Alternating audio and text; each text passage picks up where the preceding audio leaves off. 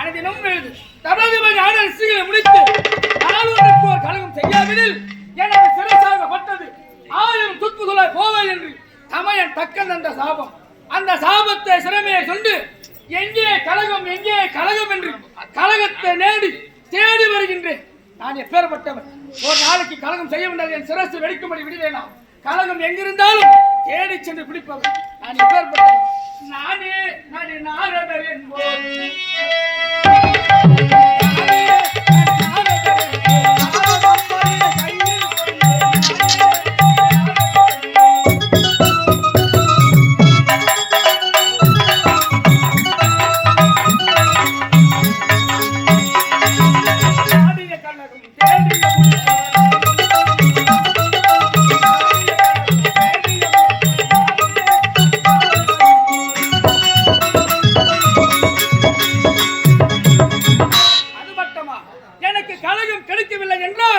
என்னை பெற்றெடுத்த தாய் தந்தை இருந்தாலும் விடமாட்டேன். எப்படி தந்தை தையா நானும்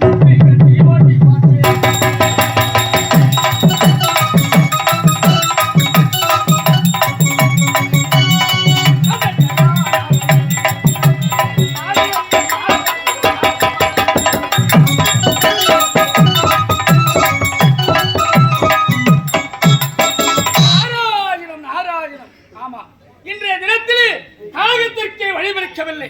அந்த தினமும் அல்லோ பகலும் 60 நாழிகையும் நாராயணா நாராயணா என்று ஸ்ரீமன் நாராயணனை துதிபாடி வருகின்றோம். இன்றைய தினத்திற்கு கலகம் கிடைக்க வேண்டும் என்றால் அந்த ஸ்ரீமன் நாராயணனை துதிபாடினால் நமக்கு நல்லதோர் கலகத்திற்கு வழிவகுப்பார். ஹரி ஓம் நமோ நாராயணாய நமக. ஹரி ஓம் நமோ நாராயணாய நமக. ஹரி ஓம் நமோ நாராயணாய நமக.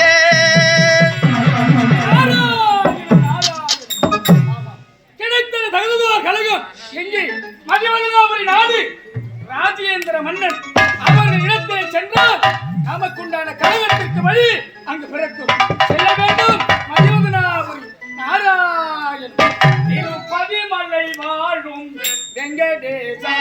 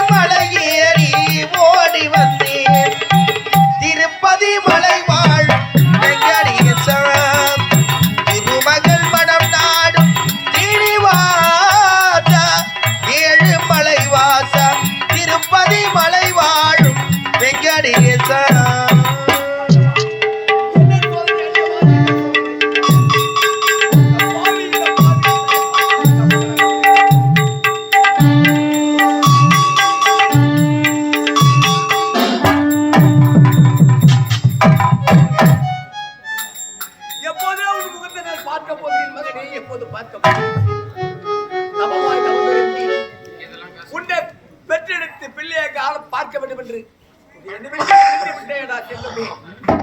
எப்போது நான் அப்பாட்ட அழைக்க போகின்றேன்.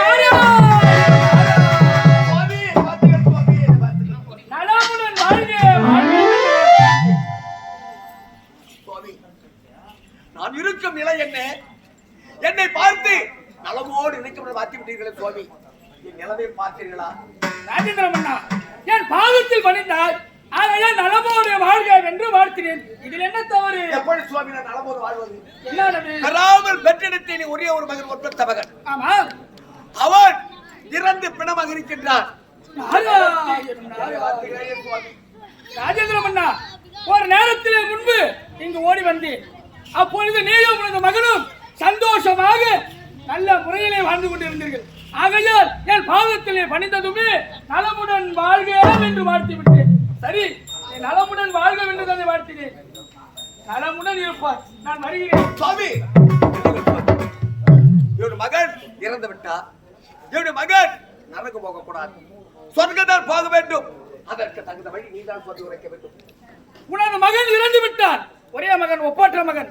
அவன் நரகம் செல்லாது சொர்க்கலோகம் அடைய வேண்டும் என்றால் அதற்கு தகுந்த உபாயத்தை கூறுங்கள் என்று உரைக்கின்றாய். உண்மைதான் சுவாமி. ஆமா, உனது மகனுக்கு திருமணம் நடந்து விட்டதா? சுவாமி, திருமணம் செய்ய வேண்டும் என்றால் செய்தேன்.